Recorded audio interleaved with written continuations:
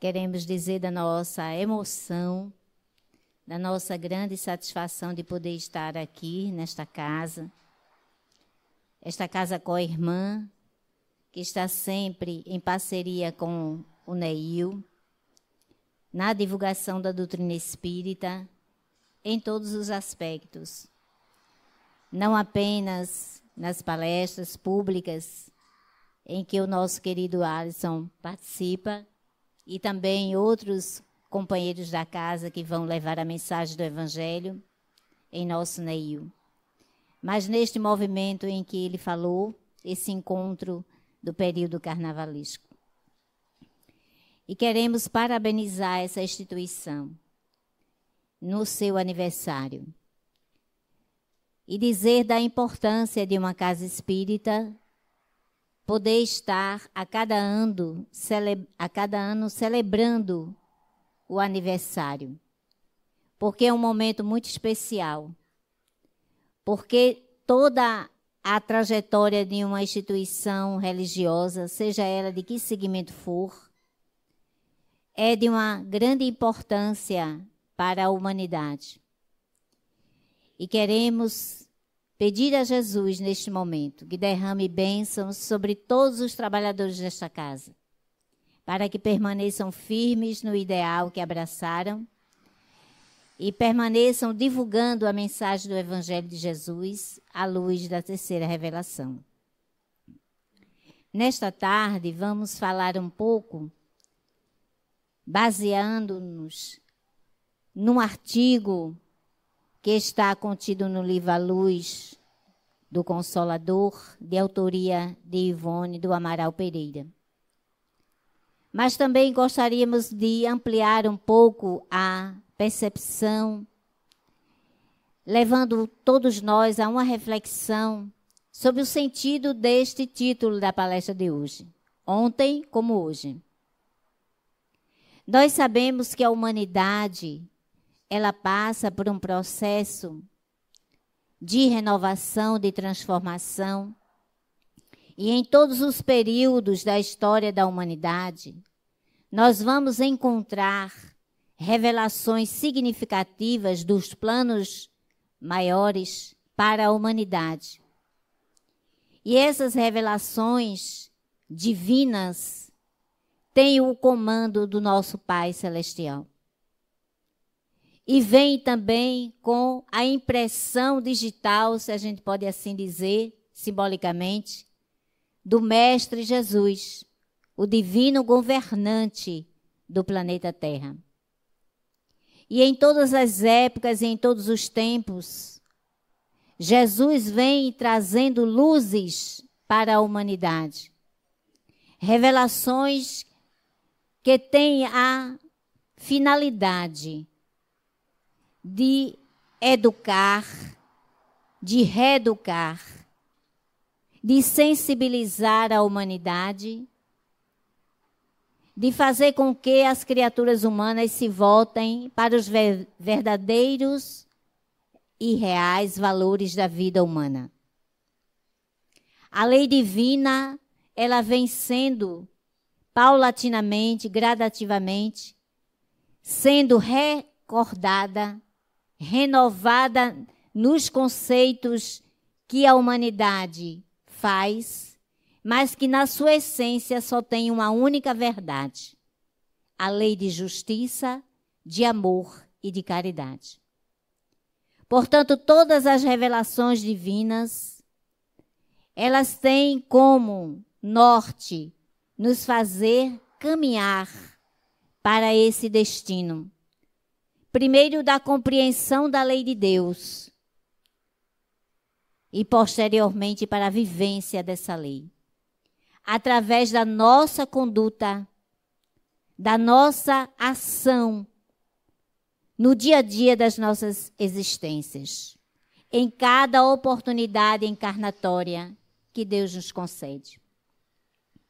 Emmanuel vai dizer que a reencarnação é uma oportunidade singular na vida do espírito. Ele diz que é o perdão de Deus.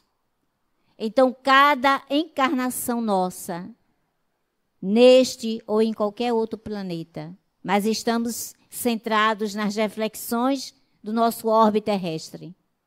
É uma oportunidade única de estarmos aqui, recebendo, acolhendo esses ensinamentos, essas revelações que o nosso Pai maior nos traz através dos seus prepostos. Portanto, Ivone do Amaral Pereira vai dizer neste artigo que desde todos os tempos, Deus traz à humanidade esses ensinamentos para que a humanidade possa acordar. E estamos no ano de 2024. Após a vinda de Jesus, ainda há muito que caminhar nessa estrada evolutiva. Deus revela à humanidade através de Moisés, o grande profeta, os 10 mandamentos. Esta lei divina, que não está sujeita a adaptações, a mutações, que venham atender os nossos interesses pessoais, não. É uma lei imutável, universal, onde todos os povos e nações devem tomá-la como referência para a vida social. Porque nós precisamos entender que a lei divina, ela está escrita na consciência de cada um de nós. E toda vez que nós desviamos nossos caminhos, sofremos. Há as consequências naturais das nossas irreflexões, dos nossos desequilíbrios, do nosso desrespeito a essa grande lei. Mas vivendo numa época hostil, onde o povo ainda era bastante ignorante, Moisés cria também as suas leis civis, que foram importantes para aquela época, perfeitamente adequadas aos costumes, ao quadro evolutivo daquele povo do seu tempo. Mas esta lei mosaica civil, ela é mutável, ela é transformável. Mas o decálogo não, a lei de Deus não.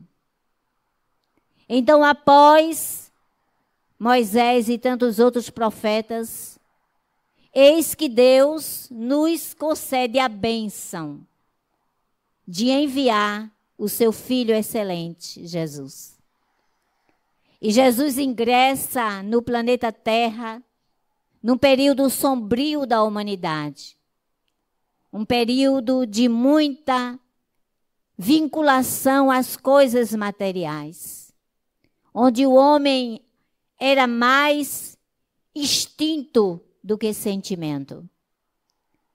Era uma humanidade aversa à moral, ao equilíbrio, à harmonia.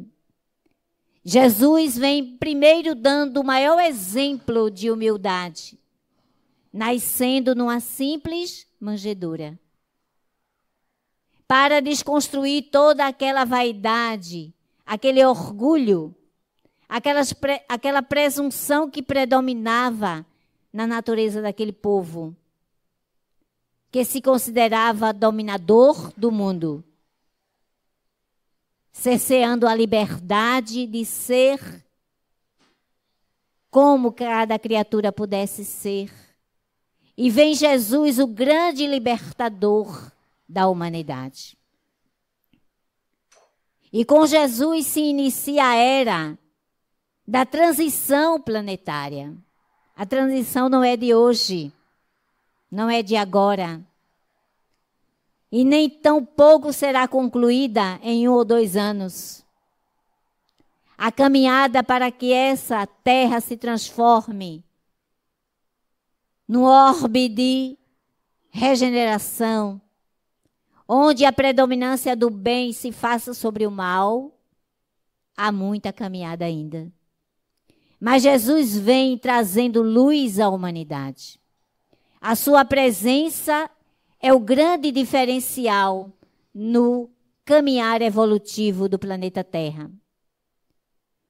Porque o mundo não seria o mesmo depois de Jesus. A presença de Jesus é marcante e ele vem trazendo um discurso libertador, mas não aquela liberdade política, social, que tanto ansiava o povo judeu, que tinha a esperança que o Messias que viesse fosse um Messias de guerra, de lutas, mas era um Messias pacífico e pacificador. O homem que libertava das amarras da materialidade, dos interesses mundanos, para uma viagem interior profunda, porque toda a mensagem de Jesus é um convite à viagem para dentro de si mesmo. Portanto, Jesus vem dizer, eu não vim destruir a lei. Mas de que lei Jesus se referia? A lei civil de Moisés? Não. A lei de Deus. Que Moisés recebera pelo dom mediúnico, pela sensibilidade espiritual. As vozes do além que vêm trazer luzes de esperança e fé para a humanidade. Recebendo no Monte Sinai o Decálogo, a lei de Deus, Jesus não poderia assinar a sua destruição de forma nenhuma. E ele assevera com toda a segurança, emanada de um espírito puro, não vim destruir a lei, e sim dar-lhe cumprimento. Porque o próprio Cristo foi a própria essência da lei. Ele veio personificar a lei de Deus. Ele veio trazer luzes para a humanidade nessa conexão perfeita de Filho com Pai Supremo. Mas as leis civis que tentavam separar as pessoas, discriminar e incriminar de maneira impiedosa e cruel, essa lei Jesus veio destruir. Ele veio reparar esse equívoco que estava no pensamento da humanidade de seu tempo. Quando ele mesmo afirma, aprendestes que foi dito, amarei o teu próximo e odiarei o teu inimigo. Eu, porém, vos digo, amai os vossos inimigos. Fazei bem àqueles que vos perseguem e vos caluniam, e orai por eles. Foi uma proposta desafiadora para aquela comunidade, acostumada a cruelmente matar, destruir. E Jesus vem falar do amor. A lei de amor. Esta é uma das revelações que a humanidade havia esquecido, a lei de amor. E quando indagado qual dos mandamentos da lei era o mais importante, Jesus diz com toda a simplicidade, toda a lei e os profetas se resumem em 2. Amai a Deus acima de todas as coisas e ao teu próximo como a ti mesmo. Toda a lei e todas as revelações proféticas estão nestes 2 mandamentos. Se nós fugíssemos a este mandamento, estaríamos desobedecendo a lei de Deus. E amar a Deus significa entender Deus na sua essência. E como era que a humanidade do tempo de Jesus entendia Deus? Um Deus vingativo, um Deus cruel, Mas Jesus vem falar de um Deus amor, um Deus misericórdia, um Deus que perdoa, que dá oportunidade ao indivíduo de caminhar com as suas próprias pernas, de caminhar com o seu próprio livre arbítrio, fazer as suas próprias escolhas. E ele vai dar um exemplo muito importante do amor de Deus e da misericórdia de Deus.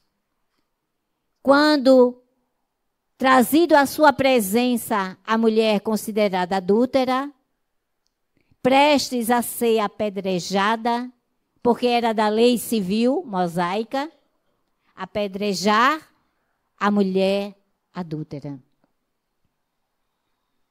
E outros que estavam ali, que tinham também todos os seus chamados pecados, as imperfeições que são da natureza humana ainda, vieram todos de maneira feroz a querer desafiar Jesus. Porque se Jesus condenasse a mulher, muitos diriam: que homem é esse que condena? Não dizem que ele é tão bom, tão misericordioso, tão compassivo, tão pacífico? Mas se ele não a condenasse, estaria desrespeitando a lei de Moisés. Então Jesus, naquele momento, que era um sábio e é um sábio até os dias de hoje, pela sua elevação espiritual, espírito puro, ele propõe àquele grupo: quem tiver isento de pecado, que atire a primeira pedra. Porque é muito fácil a gente condenar o outro. Quando nós temos o ímpeto de condenar alguém, deveríamos pensar um pouco sobre essa passagem do Evangelho. Porque aqui, neste momento, esta reflexão nos remete a pensar que todos nós temos as nossas deficiências morais, as nossas imperfeições. E como ontem e hoje sempre haverá espíritos ainda em decadência, em falha. Mas não é a nossa condição, o nosso papel, apontar o defeito alheio. E o interessante é que aos poucos aqueles homens e mulheres foram saindo, na sua maioria eram homens. Perdão por dizer isto.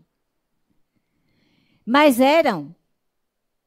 E foram saindo, segundo diz Amélia Rodrigues no livro Primícia do Reino, os mais velhos. Por quê? Porque tiveram mais tempo de errar, de cair em erros, enganos, equívocos naturais da natureza humana. E Jesus fica ali escrevendo as qualidades, entre aspas, morais daquelas criaturas, as suas deficiências. E neste momento a mulher se sente sensibilizada. Se nós tivéssemos a felicidade de nos transportar agora para aquele tempo, quem de nós aqui pode dizer que não teria algo que teria naturalmente a condenação de alguém? Mas Jesus fica com aquela mulher sozinho. E naquele momento ela diz: Senhor, e ela nem consegue falar. Diz Amélia Rodrigues que ela tenta falar e não consegue. Aí Jesus se antecipa e diz: mulher, onde estão os homens que queriam te apedrejar? Todos foram embora, Senhor. Te condenaram? Não. Então, também eu não te condeno. Mas vai e não tornes a pecar. Porque a lei divina é para ser vivida. Nós temos as nossas fraquezas morais? Temos. Mas não podemos permanecer cometendo os mesmos erros e enganos. Para isso tem a oportunidade reencarnatória de refazer os caminhos trilhados outrora. Essa é a grande finalidade. Portanto, a segunda revelação de Deus à humanidade, Jesus personifica a lei de Deus na terra. Mas ele diz que não nos deixaria órfãos.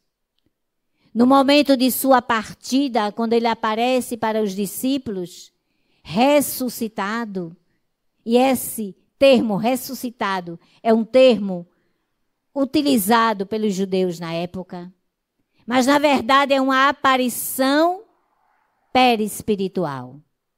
É Jesus que se materializa. É um fenômeno mediúnico de materialização, que hoje, nos dias de hoje, é explicado pelo Espiritismo. Jesus aparece aos seus discípulos, todos chorosos, sensibilizados com a sua partida. E ele diz, tranquilizem-se, eu não vos deixarei órfãos. Eu enviarei um outro Consolador. O Espírito de verdade, que virá recordar tudo o que eu tenho vos dito e dizer algo mais que não podeis saber agora. E qual é o sentido e o significado dessa fala de Jesus? É que as revelações se dão gradativamente, de acordo com a evolução da humanidade. O povo daquele tempo não entenderia se Jesus falasse o termo reencarnação. Falasse materialização de espíritos. Esse vocabulário teria que vir com o Espiritismo, que no tempo predito por Jesus veio trazer luzes para a humanidade em relação à realidade do mundo espiritual. Falando desta imortalidade. Portanto, o Espiritismo traz a revelação de que nem tudo acaba com a morte biológica. Nem tudo acaba com a morte biológica. A matéria perece, mas o espírito é imortal. E esse espírito mantém a sua individualidade. Todas as suas conquistas de vidas passadas e vidas presentes ficam registrados na sua memória, no seu subconsciente. Numa linguagem psicológica. Portanto, Jesus traz para nós, através do Espiritismo, a mensagem que o povo do seu tempo não tinha maturidade espiritual para compreender. Mas não foi só isso. A característica do Espiritismo é ser o cristianismo redivivo. Porque vem rever a mensagem do Mestre na sua essência, dentro de uma sublimidade que havia sido esquecida pela humanidade. Porque os ensinamentos de Jesus, conforme ele mesmo vem prever, haveria de ser deturpado, e foi. Ou mal interpretado, como tem sido até os dias de hoje. Quando Jesus falara a respeito do renascimento, é necessário que para que o homem cresça, ele nasça de novo, foi entendido como um renascimento pelo conhecimento da religião, pelo batismo, ou pela própria transformação moral. Todas essas questões são respeitáveis. Mas a essência daquele ensinamento que Jesus propôs a Nicodemos trata-se do renascimento pelo processo reencarnatório. retorno do espírito à experiência carnal, para apresentar-se conforme era, nem menos nem mais, mas com o desafio de se transformar, de renovar as suas atitudes, de redimensionar os seus caminhos no reencontro com Deus, porque a nossa finalidade em cada reencarnação é nos reencontrarmos com Deus, através da vivência da sua lei divina, do amá-lo acima de tudo e ao próximo como a nós mesmos. Porque amar ao próximo é um grande desafio social, principalmente nos dias de hoje, na atualidade, onde vemos que as criaturas cada vez mais se odeiam, às vezes por uma simples forma de pensar diferente, por um simples ponto de vista divergente, gera um ódio, um rancor, um desejo de destruição, uma crueldade desmedida. Como se a crueldade também pudesse ter medida, não é? Porque, na verdade, o que é algo cruel é algo destruidor.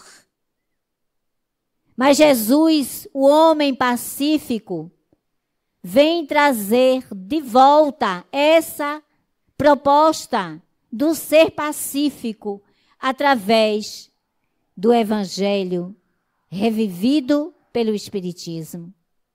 Quando o senhor Allan Kardec, no capítulo 15, traz a grande proposta desafiadora: fora da caridade não há salvação. Não é fora da igreja católica, protestante, não é fora do centro espírita, mas fora da caridade não há salvação. A caridade na sua amplitude, não a beneficência tão somente de ordem material. Neste socorro urgente e necessário, indispensável atender a carência daquele que nada tem. Mas esta caridade que vai além, a caridade do coração, a caridade do dar-se de si mesmo ao próximo, de buscar amar sem restrição, de credo, condição social, pontos de vistas, práticas, amar simplesmente pela alegria de amar. Amar ao próximo de maneira a se conectar com esse próximo e se colocar no lugar deste próximo. Então, a caridade é sinônimo de amor. E o próprio Paulo de Tarso vai dizer, algumas traduções usam o termo amor, outras caridade. Kardec coloca caridade. Se eu falar todas as línguas dos homens, se eu tiver toda a cultura, todo o entendimento, se eu tiver todos os dons, ele fala dos dons espirituais. Ou seja, se eu for um médium multifacetado, mas se eu não tiver amor, nada sou. Não adianta nada que eu faça, que eu não faça com amor. O amor se manifesta na caridade, da indulgência, do perdão, da compreensão, da tolerância. Hoje nós vivemos a chaga da intolerância social. E essa intolerância social tem destruído vidas. Nós não estamos falando de destruir corpos, destruir matérias, destruir vidas. Porque o indivíduo fica tão doente, tão enfermo, que essa enfermidade, essa doença espiritual, transcende no mundo espiritual também. E vemos este ódio sendo manifestado por esses espíritos que estão do outro lado da vida, nas sessões mediúnicas na casa espírita. O rancor, a mágoa, o desejo de vingança, toda a sorte de sentimentos negativos e perturbadores que vão obsediar, perturbar, tirar a paz. Mas tudo isso é resultante de espíritos que estão comprometidos entre si por esses sentimentos, porque nada é ao acaso. Neste artigo que nós tivemos a felicidade de estudar, Ivone do Amaral Pereira vai trazer os grandes mestres do cristianismo primitivo, falando da realidade do mundo espiritual. Portanto, o espiritismo não nasceu com Kardec. O espiritismo é antiguíssimo. Em todas as culturas, em todos os povos e nações, vamos encontrar a manifestação dos espíritos. E os cristãos primeiros, eles tinham uma relação muito íntima com o mundo espiritual. A nomenclatura era diferente. Eles diziam que dos céus desciam as vozes dos santos. O Espírito Santo falava por eles. E qual eram essas vozes? E quem eram essas pessoas que falavam? Eram nada mais, nada menos do que os espíritos. Chamados de anjos. E hoje a gente diz que anjo é o nosso protetor espiritual. Muda-se a nomenclatura, mas a essência é a mesma. É a revelação da vida espiritual. De que este plano é uma cópia muito mal feita do plano espiritual. Que nós estamos aqui temporariamente. Ninguém se engane. Hoje mesmo tivemos a oportunidade de ler um texto de Victor Hugo, em que ele fala exatamente disso. De que essa vida material é um grande engodo, no sentido de que a vida espiritual tem prevalência. Não na importância. É importante a vida material. Mas há pessoas que se apegam tanto à vida material, dá tanta importância, que esquece que ela é um ser espiritual, na matéria. Há um momento em que ela vai ter que deixar este carro-chefe.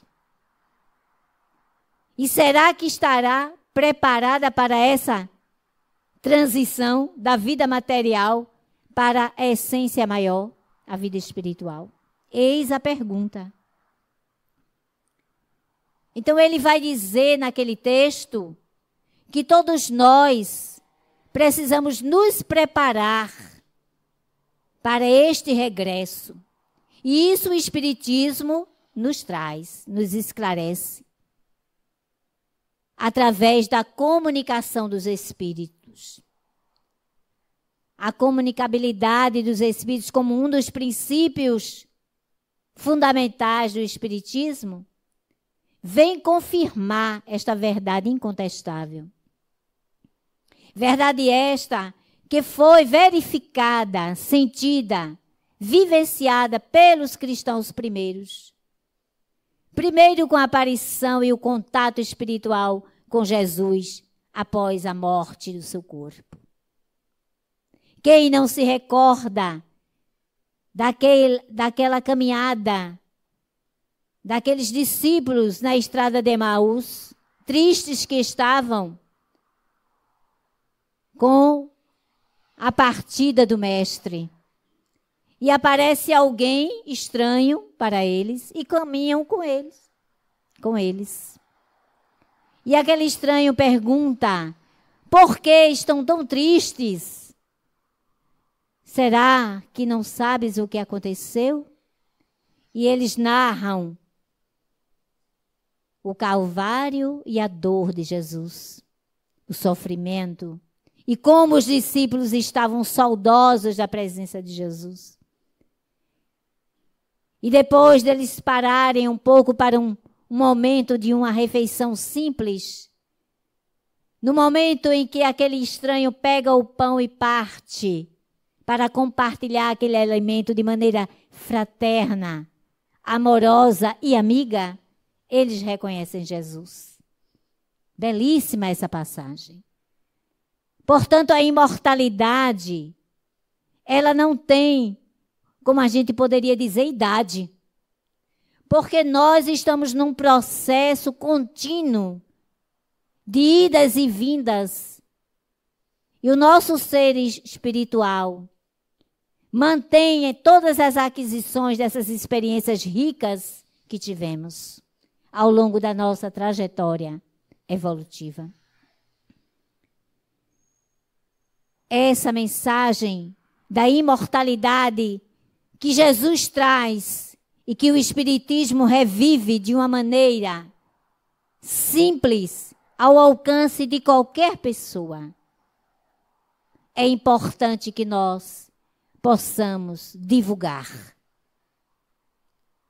Ivone vai dizer no final do seu artigo que nós precisamos respeitar os princípios espíritas, trabalhar tal como foram os cristãos, fiéis à causa. Porque eles foram tão fiéis, os primeiros cristãos, que eles sacrificaram até a própria vida para que a mensagem da revelação divina chegasse a todos os corações. E nós precisamos fazer com que a revelação espírita ela chegue a todos os corações humanos. Que elas possam ultrapassar as barreiras da materialidade, que põe um grande obstáculo para a compreensão do ser espiritual que somos. Porque o mundo ainda vive muito vinculado às coisas materiais. Numa mensagem muito bela no Evangelho segundo o Espiritismo, sobre o homem no mundo, propõe a espiritualidade que para se viver no mundo é preciso se desafiar constantemente. Porque nós precisamos viver no mundo. Estamos aqui para passar as experiências que o mundo nos desafia a passar. Mas é importante não esquecermos a nossa essência espiritual. Porque as coisas do mundo material, elas são perecíveis. Mas o ser espiritual que somos não perece jamais. Nós precisamos levar a mensagem do Evangelho de Jesus sob a ótica espírita. E esse trabalho tem sido feito de maneira extraordinária pela espiritualidade, através de muitos espíritos nobres como Emmanuel, Joana de Ângeles, André Luiz e tantos outros, que vêm trazer em cada discípulo a essência, extrair da letra o grande ensinamento que a letra tem. Porque nós, muitas vezes, temos uma vista turva na interpretação da letra. Ou então adaptamos a letra aos nossos interesses pessoais. E não queremos fazer o trabalho da transformação, da mudança. Porque a grande mudança, ela exige sacrifício, lealdade, renúncia. E muito poucos de nós está preparado para esse grande sacrifício. Mas a fidelidade aos princípios espíritas está também na forma como nós nos conduzimos na vida. Porque muitas vezes escutamos de algumas pessoas: ah, lá na casa espírita, tudo bem, mas no mundo lá fora é muito difícil. Mas quem disse que é fácil? Foi fácil para Jesus descer dos páramos celestiais para estar aqui conosco? Foi fácil para os seus apóstolos que sacrificaram as suas próprias vidas? Foi fácil para Paulo de Tarso, um homem da letra judaica, que tinha uma mente muito fanática, que era radical nos seus pensamentos, aderia ao cristianismo e ser aquele maior divulgador da mensagem cristã? Porque o Ocidente deve isso a Paulo, gratidão a ele. Porque ele desbravou, obrigada, todos os seus caminhos com todas as dificuldades que ele pôde enfrentar. Não foi fácil. Um homem muito à frente do seu tempo. Porque além da cultura que havia conquistado nessa vida, já tinha uma cultura anterior. Porque o convite a Paulo de Tarso não foi feito por Jesus em Damasco. Foi feito muito antes. Jesus recordou a Paulo em Damasco o compromisso que ele tinha com a mensagem do Evangelho, com a Boa Nova. E a gente sabe que Paulo, para ele próprio adentrar nesta profundidade do que era a Boa Nova, ele precisou se recolher. Ele precisou voltar-se para si mesmo. Mergulhar, fazer a viagem interior, como diz Joana de Ângela em sua obra, em sua coletânea psicológica. Ele se desafiou a encontrar-se consigo mesmo. E só assim ele se achou com um pouco de autoridade moral para poder levar a mensagem cristã. Então todos nós precisamos fazer esse caminho que Paulo fez. Mas muitos aqui podem estar dizendo: ah, é muito difícil, Rosineide. Eu sou um espírito muito devedor. Eu sou um espírito muito inferior. Não se veja dessa maneira. Se enxergue como um espírito em processo de evolução, que está a caminho de se libertar das amarras que o prendem a coisas que não têm mais interesse a partir do momento em que você conheceu a doutrina espírita. O Espiritismo nos liberta. E não há o que temer a jornada, ainda que seja difícil, que haja pedras. Nós vamos tirando cada pedra do caminho, cada obstáculo, enfrentando cada dificuldade, sendo fiel aos princípios espíritas, tendo coerência doutrinária, porque nós não podemos ser incoerentes com aquilo que pregamos e fazemos. Porque não há mais a desculpa, entre aspas, da ignorância, do desconhecimento. Mesmo porque nós aprendemos na doutrina espírita que a lei de Deus está na nossa consciência. Toda vez que nós desviamos no caminho, vamos encontrar aquela sinalização da consciência, a intuição, a inspiração do alto, que vai nos dizer: presta atenção no que estás fazendo. Modifica o teu roteiro. E nesse sentido, o Evangelho de Jesus é o grande roteiro. É a grande luz a nos guiar, a nos orientar. Portanto, meus irmãos, gostaríamos muito de deixar esta reflexão na noite de hoje.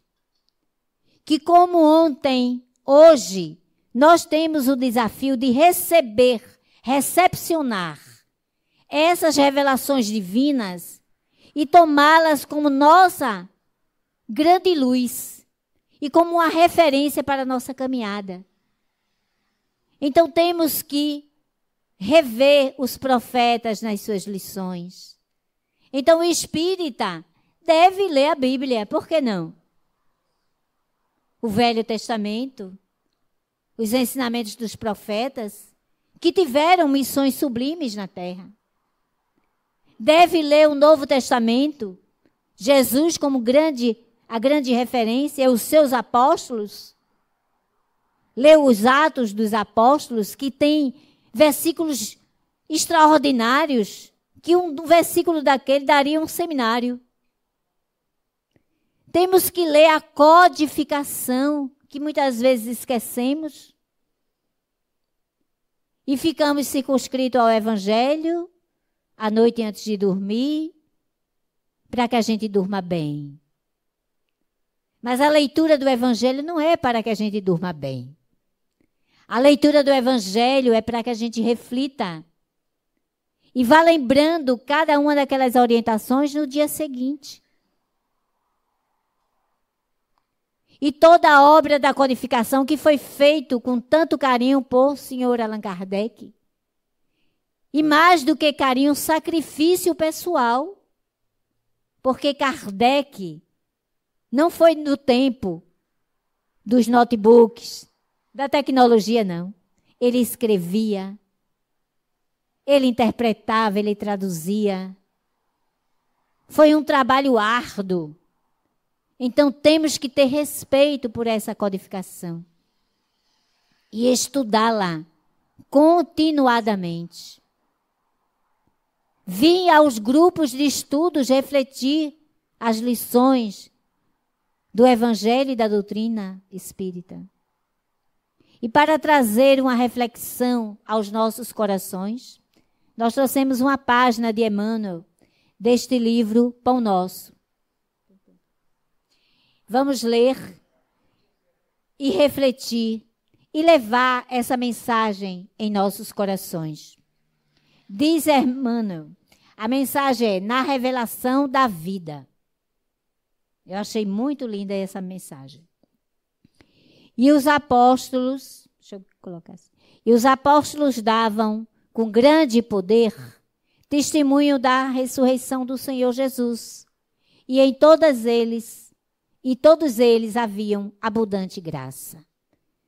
Os discípulos dando testemunho da ressurreição do Cristo, o Cristo ali materializado, e todos dando graças por aquela bênção.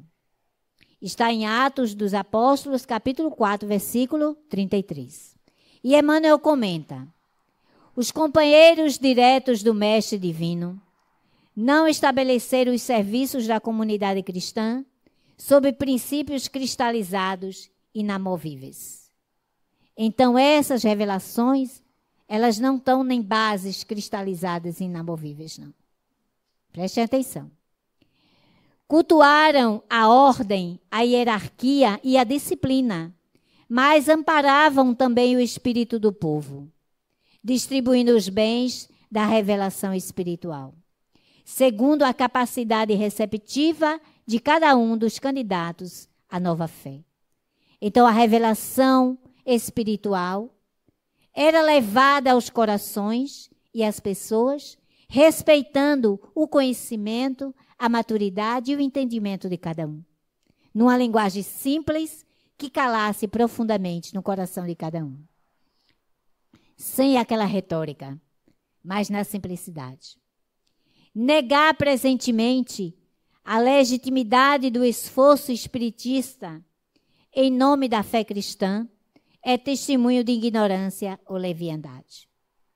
Os discípulos do Senhor conheciam a importância da certeza da sobrevivência para o triunfo da vida moral. Não era do desconhecimento dos discípulos de Jesus e dos cristãos a vida imortal, pelo contrário. Eles sabiam que a imortalidade era a base da vida moral. Esse conhecimento dava sustentação e base para a transformação do homem. Eles mesmos se viram radicalmente transformados após a ressurreição do amigo celeste. Ao reconhecerem que o amor e a justiça regem o ser além do túmulo. Então, essa vida aqui, ela é passageira, é transitória. E o que rege a vida no mundo espiritual é a justiça e o amor. São as bases do nosso contato com o mundo da verdade. Essa verdade que é imperecível. E mais além, diz Emmanuel, por isso mesmo atraíam companheiros novos, transmitindo-lhes a convicção de que o mestre prosseguia vivo e operoso para lá do sepulcro. Então, Jesus não morreu. Jesus está vivo. Era isso que os apóstolos e os discípulos de Jesus pregavam para aquela humanidade do seu tempo. Ele está lá. Ele continua vivo e espera por nós. Então, todos criam na imortalidade, porque tinham a certeza do reencontro com Jesus. Em razão disso, o ministério apostólico não se dividia tão somente na discussão dos problemas intelectuais, da crença e nos valores e nos louvores adorativos. Os continuadores do Cristo forneciam com grande poder testemunho da ressurreição do Senhor Jesus. E em face do amor com que se devotavam à obra salvacionista, neles havia abundante graça. O espiritismo evangélico vem movimentar o ser divino, que envolve em si não somente a crença consoladora, mas também o conhecimento indiscutivelmente da imortalidade. Então, a revelação do espiritismo, ela é divina, é de natureza divina, vem de Deus. As escolas dogmáticas prosseguirão aliando artigos de fé inoperantes, congelando as ideias em absurdos afirmativos. Mas o espiritismo cristão vem restaurar as suas atividades redentoras. O ensinamento da ressurreição individual, consagrado pelo Mestre que voltou. Ele mesmo, das sombras da morte, para exaltar a continuidade da vida. Então, nós estamos aqui para levar a mensagem de Jesus, a mensagem da imortalidade, que o Mestre próprio deu o testemunho. E quem quer de nós que venha a descrer desta verdade, estará desconhecendo a essência do Espiritismo. Porque o Espiritismo fala da imortalidade. E o Espiritismo é o Evangelho de Jesus redivivo. Muita paz para todos. Mais uma vez, um abraço fraterno a esta casa com a irmã, amiga e companheira do movimento. Desejando que outros tantos anos esta casa possa prosseguir levando a mensagem do Evangelho de Jesus. Muita paz em vossos corações.